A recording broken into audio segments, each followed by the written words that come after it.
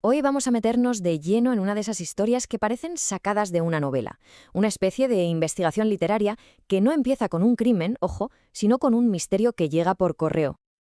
A ver, pensemos en esto un momento. ¿Qué pasaría si una mañana cualquiera llega un paquete a casa que no se esperaba, de alguien totalmente desconocido, y dentro, nada menos que la vida olvidada de un extraño? ¿Qué se hace en un caso así? Pues bueno, para el escritor Howard Preston, esto no fue una simple pregunta en el aire, no, le pasó de verdad. La cosa es que todo, absolutamente todo, empezó con ese paquete. Dentro había un diario, el de un hombre llamado Haik Agopian, un hombre que, por lo que se veía, estaba completamente atormentado por su pasado. Y así, casi sin darse cuenta, Preston se había metido de lleno en un viaje para descubrir una vida oculta llena de secretos, de contradicciones y con todo el peso de la historia encima. Venga, pues vamos a ver cómo arranca todo esto, justo el momento en que la historia se pone en marcha. Bueno, pues la fecha clave es el 8 de julio de 2007. Estamos en Manhattan. El escritor Howard Preston recibe un paquete certificado. Lo manda un tal Charles Lowry desde Boston. Y dentro, bueno, el contenido habla de un hombre del que Preston no ha oído hablar en su vida, Haik Agopian. Y este nombre, fíjate, es el que lo va a cambiar todo. Y dentro de la caja, pues no había oro ni nada parecido, ¿eh? Solo objetos personales, unos libros, unas fotos y, lo más importante, un diario. Pero claro, aquí viene lo bueno. Estaba todo escrito en armenio, una lengua, una historia de la que Preston no tenía ni la más remota idea. El misterio, vamos, no había hecho más que empezar. Claro, en cuanto Preston consigue traducir y leer el diario, se da cuenta de que aquello no es una simple crónica de un día a día. No, no. Este hombre, Haik, no estaba escribiendo para que alguien lo leyera. Parecía que se estaba justificando ante sí mismo, como si fuera su propio fiscal y su propio juez. Era, en fin, la confesión de un alma rota, de alguien que sabía que había cometido errores y que, de alguna manera, buscaba que alguien, un juez imparcial en el futuro, entendiera y juzgara sus actos. Vale, el diario era el único mapa que tenía Preston, así que necesitaba un punto de partida, ¿no? Un hilo del que poder tirar. Y sí, lo encontró. Y aquí está la clave de todo. Entre todas esas páginas, un nombre salta a la vista. Aparece 2 veces. Armine Abrahamian.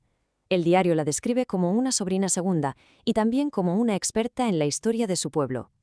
Preston se topa con una dirección antigua en un sobre y con solo esa pista, sin más, se lanza a cruzar el océano. Su destino, Trebisonda, en Turquía. Una locura, una apuesta muy arriesgada, pero era lo único que tenía. Y la encuentra.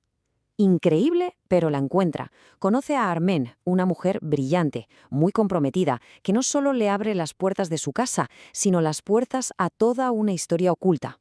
Su filosofía queda muy clara en esta frase que dijo: por mucho que se intente borrar el pasado, que se destruyan monumentos o se silencien voces, la realidad histórica, lo que pasó de verdad, eso no se puede cambiar. Y punto. Y claro, para entender de verdad a Haik Agopian es fundamental entender de dónde vienen. El contexto es clave. Y ese contexto es el genocidio armenio de 1915, un suceso que lo cambió absolutamente todo. Estamos hablando de 1,5 millones de personas asesinadas o forzadas a huir de sus casas.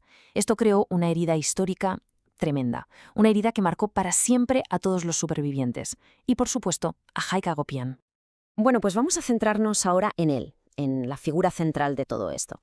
Porque lo que hace tan interesante a Haik Agopian es que no era un personaje simple en blanco y negro. Era un hombre lleno de contradicciones, y además unas contradicciones profundas y muy dolorosas. A ver, por un lado, Haik fue claramente una víctima. Imagínate, con solo 16 años le obligan a unirse al mismo ejército que estaba masacrando a su gente. Pero por otro lado, y aquí es donde empieza su tormento personal, tiempo después trabajó como agente militar para Alemania, que era aliada de los otomanos. O sea, ¿qué hacemos con esto? No era ni un héroe ni un villano. Era algo mucho más complejo y mucho más trágico. Un superviviente que quedó completamente roto por dentro por las decisiones que tuvo que tomar. Al final, Haik era un hombre de su tiempo, ¿no? Un hombre atrapado, aplastado entre el deber, la simple supervivencia y la lealtad a un pueblo al que él sentía que había traicionado. Por eso su diario es mucho más que un testamento. Es el campo de batalla de esa guerra interna que libró, una guerra que, la verdad, le consumió durante toda su vida. Pero es que la historia de Haik no va solo de lo que se recuerda, va, y esto es muy importante, de todo lo que se pierde, de lo que se borra a propósito. Y aquí la cosa se pone todavía más trágica, porque el diario que le llegó a Preston era solo el primero. Resulta que Haik había escrito muchísimos más, había documentado su vida entera. ¿Pero qué pasó? que casi todos se los robaron de casa. Un acto totalmente deliberado para que su testimonio se perdiera. Su historia, la justificación de toda su vida, estuvo a puntísimo de desaparecer para siempre. Y ahora atención a este dato, porque es alucinante. 38 años, ni más ni menos. Ese es el tiempo que el apartamento de Hayek en Manhattan estuvo cerrado a cal y canto, sellado sin que nadie entrara después de su muerte. Imaginaos, casi 4 décadas de polvo acumulándose sobre los secretos que todavía quedaban allí dentro.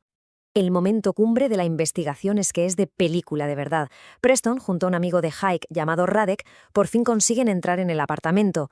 Y allí, en medio de todo, en una caja vieja, encuentran el tesoro, los diarios robados. Pero lo más fuerte es la etiqueta de la caja. Ponía FBI. Resulta que la agencia los había confiscado en su día y simplemente nunca los devolvió.